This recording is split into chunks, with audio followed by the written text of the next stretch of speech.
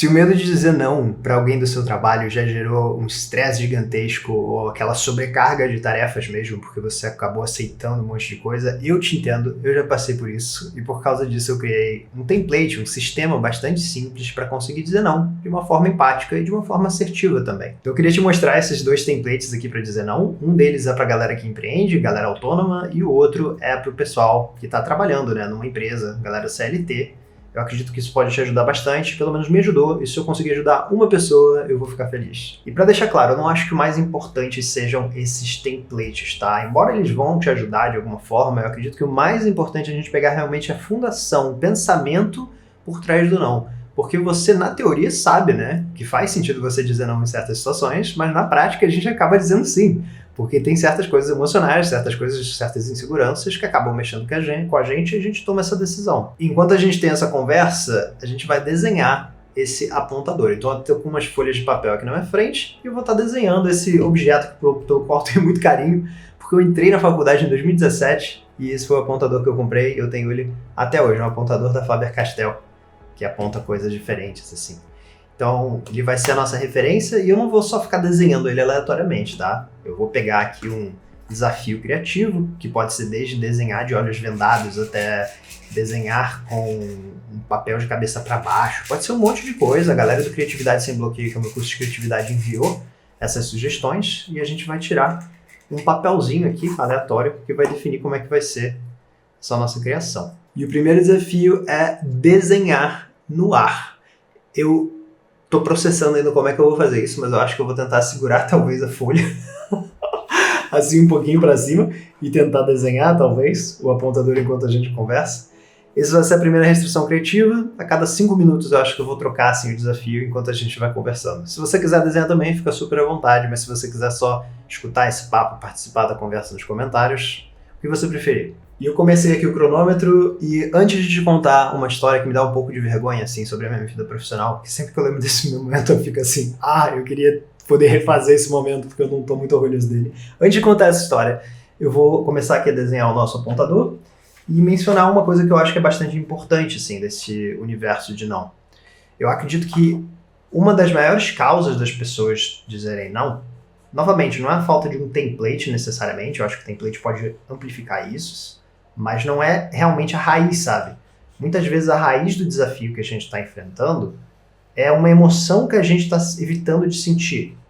Então, por exemplo, eu tenho medo de ser rejeitado pela galera do meu trabalho, eu tenho medo de que pensem que eu sou uma pessoa que não leva o trabalho a sério, ou que é uma pessoa que trabalha pouco. Enfim, acho que cada pessoa vai ter suas crenças e que gera esse tipo de insegurança, né?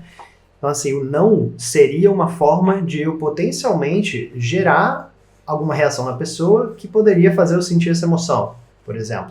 Ou diretamente me faria sentir essa emoção, né? Se eu dissesse que não para alguma coisa que não faz sentido, por mais que eu mandasse bem, entre aspas, dizendo esse não, e fosse de uma forma super empática, eu ainda me sentiria um pouco ansioso, assim, do que essa pessoa vai achar? Será que isso vai prejudicar minha carreira? Etc. Então, acho que é muito importante a gente lembrar que muitas vezes a dificuldade de dar esse não é realmente a parte emocional. Então, em vez de a gente só pensar que é útil usar o template, que, sinceramente, você poderia só avançar nesse vídeo, né, porque eu vou deixar tudo marcadinho e buscar quais são os templates que eu uso, eu acredito que é importante realmente entender que isso tem uma raiz que é mais profunda, tem uma raiz que é emocional. E essa história que eu disse que eu sinto vergonha de contar é de uma época que eu tinha muito receio de dizer não e que eu não estava trabalhando essa parte emocional, realmente, sabe? Eu sabia racionalmente que eu precisava dizer para não ficar sobrecarregado, mas na prática eu não fazia. E aí eu lembro que tinha uma pessoa que trabalhava comigo e que gostava muito de trabalhar comigo, que eu sentia uma extra vergonha de dizer não, porque uma vez eu tentei fazer isso. E aí ela fez uma cara muito bolada comigo. E eu fiquei tipo, cara, eu nunca posso dizer não de novo pra essa pessoa. Mesmo que faça sentido, sabe? E isso é uma coisa que é muito bizarra, né? Porque uma coisa que eu não tinha visão é que eu sou, digamos, um recurso da empresa. A empresa está me pagando para eu estar trabalhando. Se eu não estou usando esse meu recurso de ser eu e fazer as funções que eu preciso fazer da forma mais eficiente, o que é mais prejudicado é a empresa, né? Além de mim, claro. Então os meus sims e os meus nãos eram muito baseados na resposta de cada pessoa.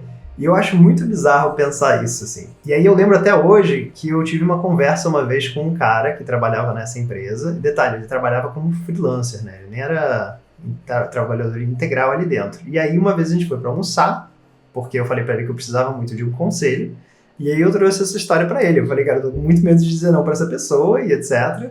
E ele me falou uma frase que ficou muito comigo, assim, a partir desse dia. Que ele me disse que era importante que eu não tentasse ser o herói da situação. Porque quando eu fui expressar pra ele, né, essa situação do que estava acontecendo e tal, muitas vezes eu comentei que além dessa coisa do medo daquela pessoa específica, eu também tinha muito esse instinto de ajudar. Eu sentia que a pessoa que muitas vezes ia pedir a minha ajuda realmente estava precisando. E aí eu pensava que eu tinha que me forçar um pouco mais e que ia ficar tudo bem, etc. Então eu estava tentando ser o herói. E aí isso me marcou muito, mas ao mesmo tempo me dá muita vergonha. Eu fico lembrando de, assim, abrir isso pra ele. Eu me senti uma pessoa meio que tava falando da outra pessoa por trás. Enfim, o ponto é que eu não gosto de como eu lidei com essa situação na época. Não é uma coisa que me dá orgulho, mas ao mesmo tempo, se eu não tivesse passado, né, eu não estaria num ponto em que talvez hoje eu estivesse um pouco mais confortável de dizer não. Inclusive, nossa senhora, olha, é difícil desenhar com folha no ar, hein? Eu tô com bastante dificuldade de fazer os traços bons. Acho que se bobear tá até meio difícil enxergar, né, esses traços que não estão tão marcados por causa da suavidade deles, digamos. Eles estão bastante assim também. É difícil traçar uma linha reta confiante, eu acho, quando você tá com a folha no ar, ó. Tentando aqui de novo.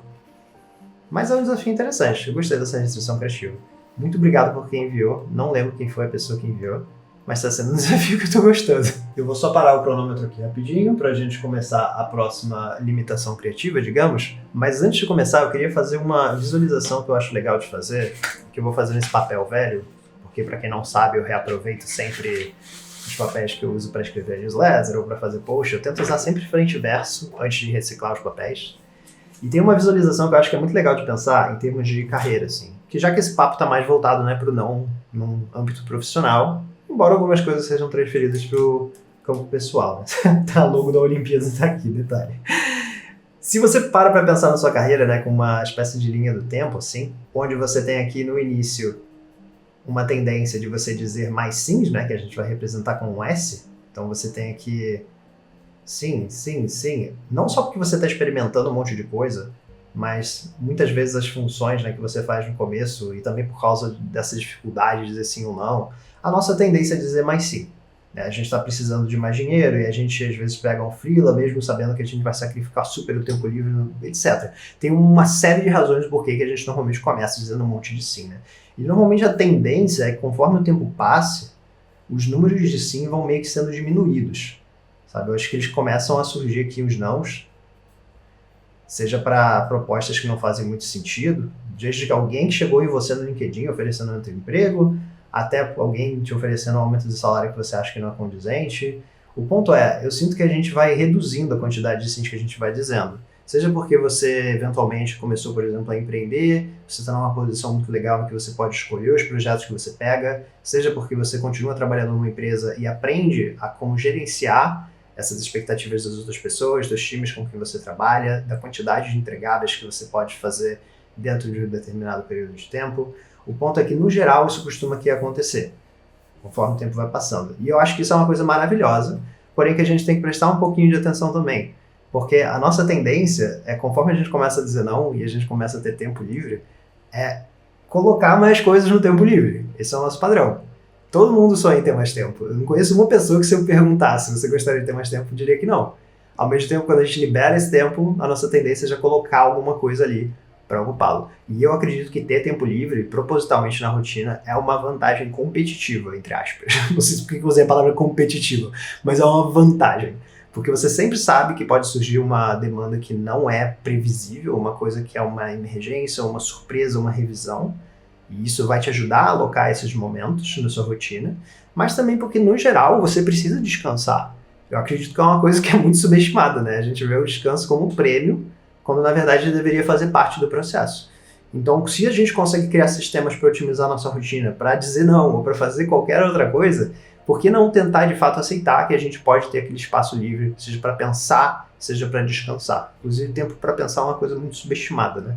A gente tende a conectar a produtividade à fazição, a botar a mão na massa, quando muitas vezes a melhor ação que a gente pode tomar é a gente parar e pensar, parar o tempo, como eu gosto de dizer, né?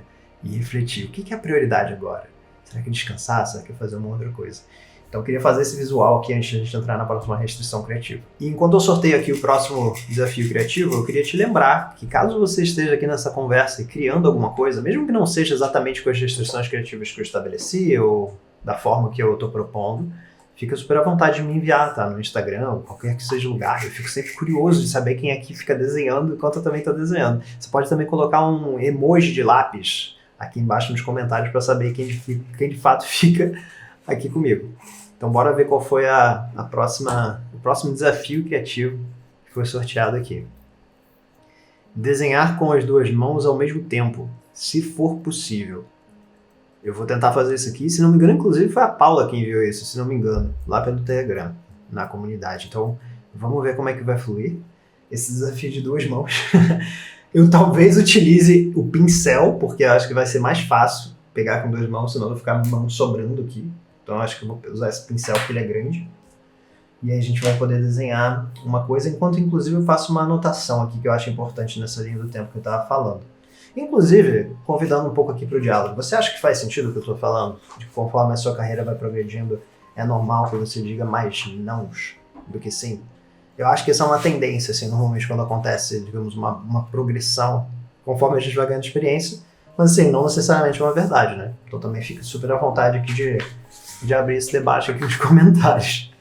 E agora a gente vai desenhar novamente esse apontador, e eu acho que eu vou pegar ele dessa forma, sabe? Eu vou tentar desenhar ele meio que abertinho, assim, dessa vez. Inclusive eu tenho vontade de botar uma boquinha aqui, às vezes, sabe? Porque ele tem esses dois furos que parecem um olhinho. Se você olhar, esse aqui podia ser 2 olhos e uma boca, surpresa. Mas bora desenhar. Vou colocar aqui o cronômetro, enquanto eu falo da minha próxima história, que na verdade é uma história que ajudou a originar o Tira do Papel, né? O Tira do Papel, na minha opinião, só nasceu por causa de um não que eu precisei dar para 2 coisas que para mim eram importantes. Então eu vou começar o cronômetro e pegar aqui o pincel com as 2 mãos e começar. É muito estranho fazer isso, porque a folha vai começar a se mexer. E eu vou começar a comentar sobre como o Tira do Papel nasceu de um não que eu precisei dar para... Que na verdade não foi literalmente um não, né? Mas eu precisei encerrar um projeto que eu tinha com um amigo meu, que é um amigaço meu, que eu gosto muito de fazer o projeto com ele. E também um projeto que eu tinha, que era o Translate, que era um projeto de traduções, trocadilhos em inglês e português, essas coisas. Então ali, em meados de 2017, esse meu amigo me convidou para fazer um projeto que eu achei que era muito legal, assim, que era o WhatsApp Awards, né, as premiações de WhatsApp. Ele é programador, aí ele criou um código que conseguia essencialmente pegar o histórico de conversa do grupo, do chat de grupo, e aí dizer quem era a pessoa que, por exemplo, dava mais bom dia, ou a pessoa que compartilhava mais adesivos, ou a pessoa que reclamava mais, enfim. Era uma forma de você dar premiações para a galera que está no seu chat do WhatsApp. E esse era um projetinho onde eu estava ajudando com a parte gráfica. E estava muito divertido fazer o projeto, também era uma desculpa para eu ver o meu amigo para conversar com ele. E isso foi uma ideia bem maneira assim que ele propôs. E eu gostei muito desse projeto, mas mesmo assim eu achei importante dizer não, eventualmente, para continuar a tocar. Porque eu notei que como eu queria começar o Tira do Papel, eu precisava muito de foco. Eu precisava muito seguir aquele conceito do essencialismo. Quanto mais você se espalha por abas diferentes, por projetos diferentes, menos energia e tempo sobra para você, de fato, focar em um só. E aí eu comecei a notar que eu precisava, de fato, desse foco. E precisei conversar com ele e falar, cara, desculpa, mas eu vou precisar de parar esse projeto. Eu vou precisar parar esse projeto. É muito difícil desenhar com as 2 mãos. Nossa Senhora. E aí eu também parei o Translate, que era um outro projeto também que eu estava tocando com os meus amigos. A gente fazia português, trocadilho de português e inglês no grupo de WhatsApp. Eu notei que, peraí, por mais que isso aqui ocupe muito pouco do meu tempo, que eu ame fazer isso, não é minha prioridade no momento. Vou precisar realmente encerrar esse ciclo, digamos. Está parecendo um post do LinkedIn agora. Vou precisar encerrar esse ciclo para conseguir focar no Tira do Papel. E esses foram nãos que eu dei, porque se eu não fizesse isso não, se eu não falasse isso, ninguém poderia fazer isso por mim. E isso é uma das coisas que, na minha opinião, é uma das coisas que a gente mais esquece. A gente esquece que só a gente pode proteger a gente mesmo. Se a gente não puder dizer esse não por alguma emoção que a gente está tentando sentir, por alguma insegurança nossa, no final a gente acaba sendo prejudicado. Inclusive, se a gente for construir nesse outro gráfico que eu tinha feito, que a gente vai dizendo vários sims no início da carreira, e depois a gente começa a dizer mais não, e depois menos sim, etc., tem uma coisa muito interessante que acontece, né? Que eu acho que é a mudança de mentalidade que rola nesse momento que a gente começa a dizer mais não. No início, eu acho que como a gente nunca experimentou muita coisa, a gente sempre só vê os lados positivos que podem acontecer. Então, se eu for para aquele podcast que eu for convidado, se eu for naquela reunião, se eu for naquele evento, se eu dizer sim para essa oportunidade, tal coisa pode acontecer. E a gente sempre olha para o positivo. A gente não costuma olhar muito para o tempo que a gente vai perder, talvez investindo essa energia, ou para a própria energia, né? Que é uma coisa que, por mais que seja recarregável quando você descansa, você acaba gastando, depositando em coisas que talvez não tenham um longo prazo, ou que não estão alinhadas com seus objetivos. Então, eu acho muito interessante, que eu acho que um dos maiores sinais de maturidade, entre aspas, né, dessa fase onde a gente diz um monte de sim, porque de fato a gente precisa, muitas vezes, dizer esses sims para aprender uma série de coisas, para cá, onde a gente diz menos sims, é justamente essa distinção, é a gente conseguir medir os prós e os contras de cada decisão para analisar qual é o saldo final. Porque se bobear, por mais que um convite que você receba ou uma oportunidade que alguém te traz possa trazer muitas coisas positivas, quando você coloca na balança, os pontos negativos talvez não compensem. Talvez compense você usar aquele tempo para descansar, talvez você prefira usar aquilo para estudar, talvez você precise usar para qualquer outra coisa que esteja mais alinhado com seus objetivos do que dizer sim para aquela oportunidade que vai trazer alguma coisa legal, mas não é tudo isso. E a gente finalizou aqui o nosso desenho do nosso apontadorzinho aberto aqui e aquele fechado meio que em perspectiva, né? E olha, eu gosto desses desafios, porque eu não sei você, não sei se você está testando eles enquanto a gente conversa, né? Mas eu acho que eles ajudam muito a gente a internalizar que tá tudo bem a gente só criar por criar. Não precisa estar perfeito esse primeiro rascunho, não precisa estar maravilhoso. É legal ter um desafio tipo esse, porque a gente treina a expressão sem filtrar. Porque uma das maiores travas criativas é essa. Não é a parte técnica, não é a parte ferramental necessariamente, mas é a parte psicológica e a parte emocional. Então acho que quanto mais a gente se acostuma a colocar coisas para fora que a gente não necessariamente se orgulha, mas que a gente criou, sabe, isso saiu da minha imaginação e agora isso existe no mundo real por causa desse objeto, sabe? Isso parece meio bobo, né? Isso parece meio subjetivo, mas eu realmente que isso vai criando eu acho que isso vai criando uma casca, talvez, uma maturidade criativa que ajuda muito a você se desenvolver, a viver uma vida mais intencional, uma vida mais criativa. Porque no final do dia, a criatividade é uma coisa prática, não é um dom, não é um talento específico que alguém nasce. É uma coisa que a gente vai desenvolvendo e a gente vai praticando. E quanto mais a gente se acostuma a criar coisas que talvez não sejam tão boas, mais confortável a gente fica em expressar nossas ideias. E quanto mais confortável a gente fica em expressar nossas ideias, mais cômodo a gente fica com testar coisas novas, experimentar coisas que a gente não sabe para onde vai. Isso muitas vezes acaba levando a gente para o nosso estilo autoral. Inclusive, para você que está assistindo isso aqui, e você está no meu curso Criatividade Sem Bloqueio, eu recomendo muito que você assista o módulo 4, tá? Se você tem interesse de conhecer algumas técnicas e alguns conceitos mesmo que me ajudaram muito a desenvolver meu estilo autoral e que podem te ajudar a ter essa diferenciação. Eu não estou falando só de identidade visual, tá? Eu estou falando de tudo. Tom de voz, a forma com que você cria, a forma com que você se expressa.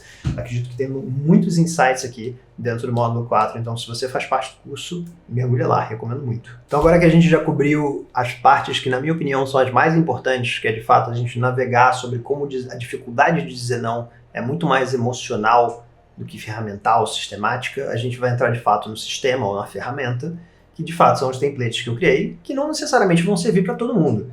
Mas eu acredito que se não servir exatamente para você, você pode pegar alguns conceitos e alguns traços dele, para você adaptar para a sua linguagem, para você adaptar para o seu ecossistema mesmo, assim, de pessoas que trabalham com você, ou se você trabalha solo, com quem você interage de clientes. E a gente vai começar pelo templatezinho de quem empreende, tá? Então, quem trabalha de forma autônoma, eu vou te mostrar qual é o meu template para quando eu recebo convites, seja de projetos que eu sei que não fazem muito sentido no presente, projetos que eu sei que, por mais que tragam algum ponto positivo, porque quase toda experiência vai trazer, e eu, como uma pessoa relativamente otimista, consigo encontrar esses pontos positivos, né? Eu acredito que ele me ajuda muito a, de fato, filtrar quais projetos vão fazer mais diferença, tanto no curto quanto no longo prazo, tá? Então, se alguém me convida para algo que eu sinto que nesse momento não faz muito sentido, ou não está super alinhado com os meus objetivos, o que eu normalmente respondo é isso aqui. E detalhe, eu tô com medo de compartilhar esse template, porque se você já recebeu essa minha resposta, ou se eventualmente você receber, eu vou me sentir meio mal. Mas o que eu falo é, obrigado pelo convite, eu tô bem focado em umas frentes novas que tiro do papel, umas legais e umas meio chatas, mas que precisam ser feitas. E inserir outra oportunidade no meu calendário sacrificaria a qualidade das entregas. Eu espero que você entenda. Então a minha forma de dizer não talvez seja meio estranha, porque em nenhum momento eu digo não, mas eu acredito que fique bem claro para a pessoa que eu sinto uma vontade potencialmente de pegar aquele projeto, que é uma realidade na maioria dos casos. Na maioria das vezes eu sinto que aquilo poderia fazer sentido para mim, ou seria divertido de participar, mas ao mesmo tempo eu estou dizendo um não, porque eu preciso priorizar as outras coisas. Eu entendo que o que está hoje ali no meu prato é o que eu preciso saber focar, porque se eu colocar mais coisas, fica comida demais, entre aspas. E aí eu prejudico a qualidade das minhas entregas, eu prejudico a qualidade do relacionamento com o cliente, que isso é uma coisa importante também. Nunca é só o que você faz, é a atenção que você dá para a pessoa, é a coisa que você faz com calma, com cuidado. Então eu prefiro avisar isso dessa forma, porque isso também, de certa forma, enfatiza que eu sou um profissional que valoriza muito a qualidade do que eu estou fazendo e não simplesmente atender tudo e todos. Então essa é uma forma que eu uso e que eu coloquei como um atalho, digamos, no meu teclado. Então se eu digito não com acho que 3 O's no final, ele automaticamente preenche essa mensagem para mim, que aí eu vou alterando de leve.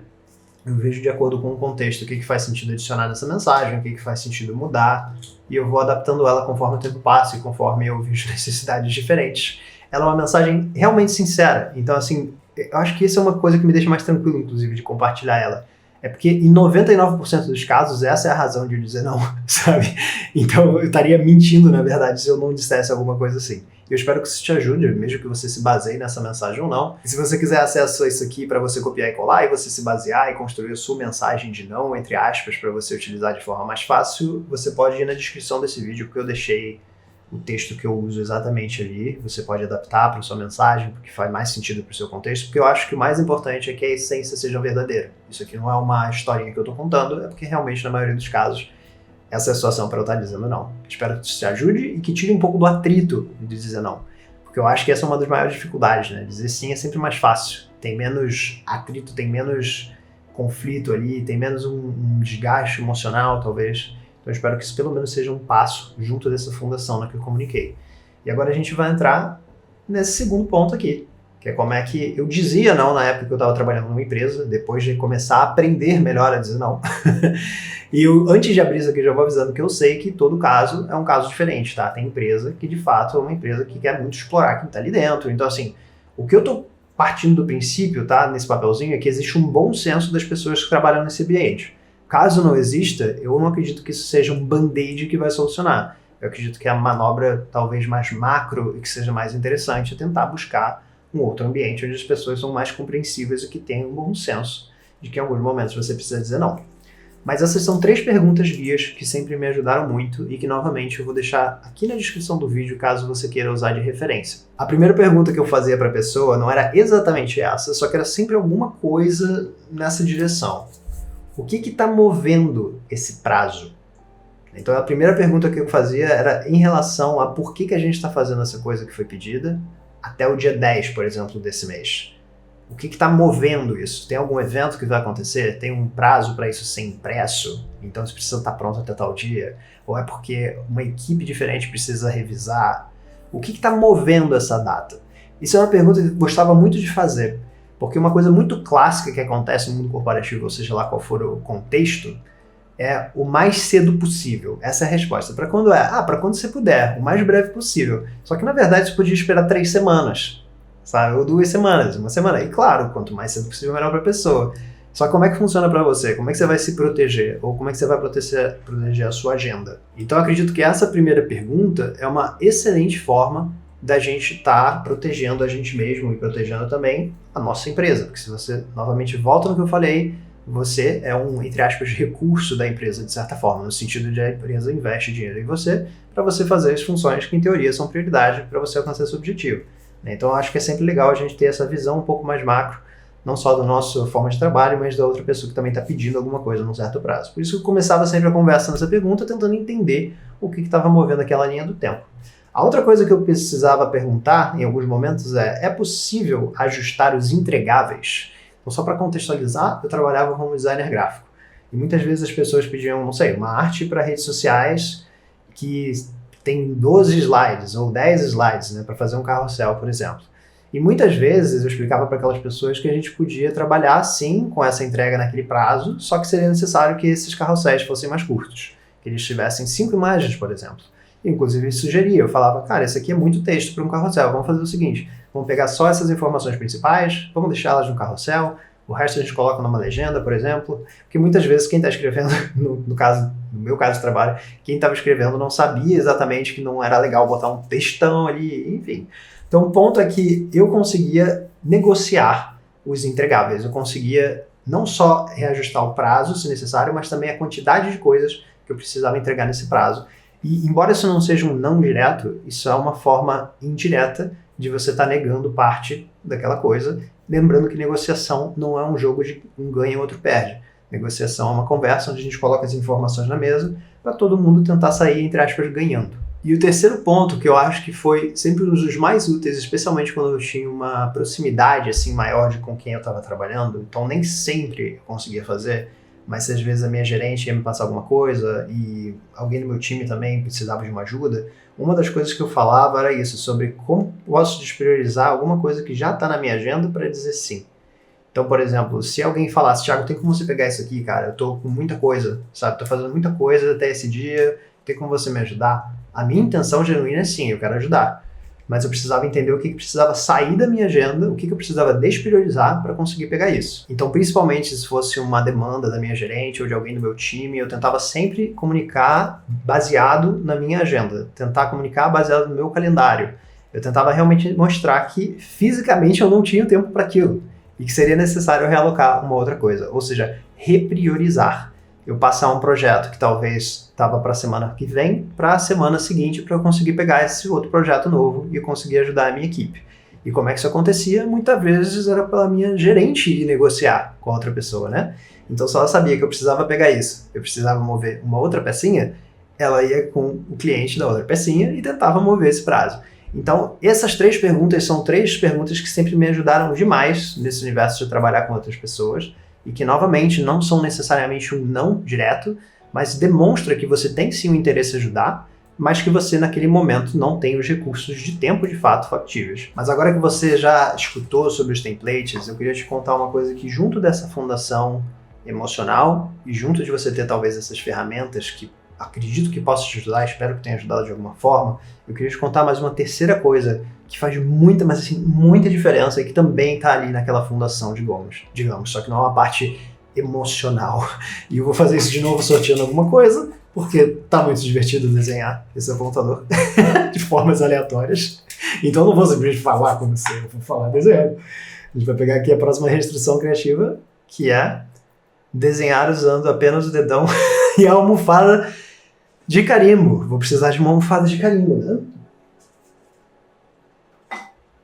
Vou pegar essa aqui que é a vermelha, que eu acho que eu vou fazer menos estrago depois pra eu lavar a mão aqui.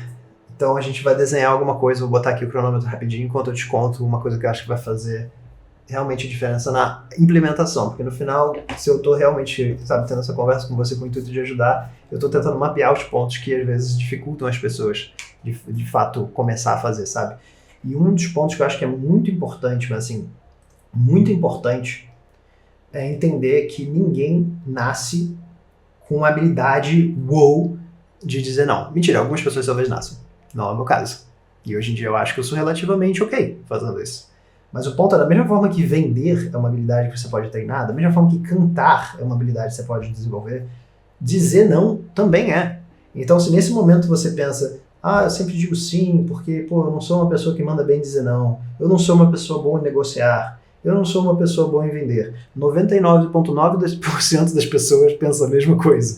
Eu acho que isso é interessante da gente mudar, é que não é que a gente é ruim numa coisa, é que atualmente a gente está nessa situação, porque a gente justamente nunca tentou desenvolver. E eu espero muito que você se lembre disso quando você potencialmente tentar fazer alguma das coisas que eu comentei aqui pela primeira vez, ou alguma outra técnica que outra pessoa te disse, porque o que eu trouxe aqui hoje funcionou para mim, costuma funcionar para mim, mas talvez não funcione para você, talvez você queira uma outra perspectiva. Então, caso isso não flua bem de primeira, caso isso não flua bem de segunda, lembra que isso é uma coisa que você pode ir praticando e que você pode ir melhorando. Da mesma forma que esse desenho. Que que claramente poderia ser melhorado, e que eu fiz e que tá parecendo um número 8, né? Mas eu tentei desenhar o apontador meio que de lado. Tô fazendo assim esses tracinhos. Inclusive, quem não entendeu esses tracinhos, tem uns tracinhos aqui no apontador, entendeu? Tem umas bolinhas, na verdade. E aí, esse que eu tô tentando representar fazendo, só que isso aqui ficou bastante abstrato. Isso aqui ficou muito engraçado.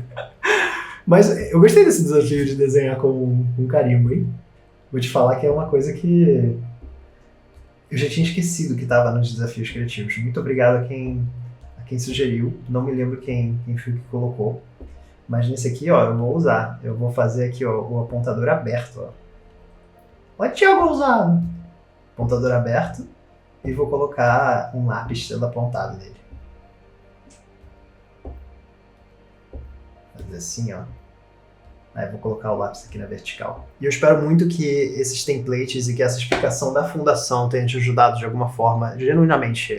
Essa é uma conversa que eu queria ter e colocar para o mundo, colocar para a internet, porque eu pensei, se eu pudesse ajudar pelo menos uma pessoa com isso, eu já ficaria muito feliz. Isso para mim já seria, entre aspas, sucesso. Então, caso você teste uma coisa dessa, se você veja que funciona, por favor, me conta, isso seria muito importante para mim.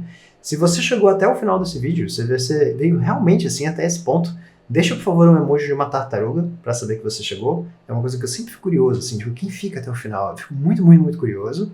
E caso você queira praticar a sua criatividade, caso você queira se reaproximar e destravar essa prática criativa, inserir esse hábito na rotina, seja de escrita, seja de fotografia, seja de colagem, ilustração, ou nada a ver com arte, né? Se você quiser simplesmente viver uma vida mais criativa, mesmo trabalhando com contabilidade, com finanças pessoais, com pedagogia, tanto faz onde você trabalha, considere conhecer o Criatividade Sem Bloqueio.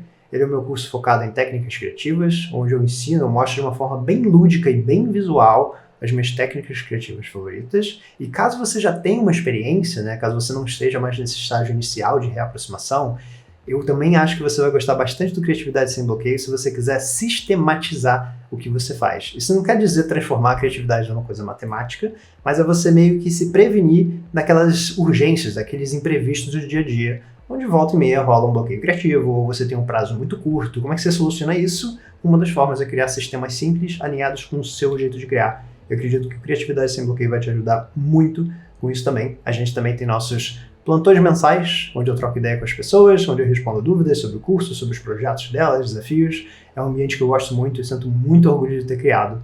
E seria lindo te ver por lá. E também seria lindo te ver segunda-feira que vem, no nosso próximo papo, sempre 8 e 8 da manhã. E esqueci de comentar, caso você queira conhecer o Criatividade Sem Bloqueio, o link está aqui embaixo, tanto na descrição, tanto no comentário. E agora eu vou limpar minha mão e a gente se vê na próxima.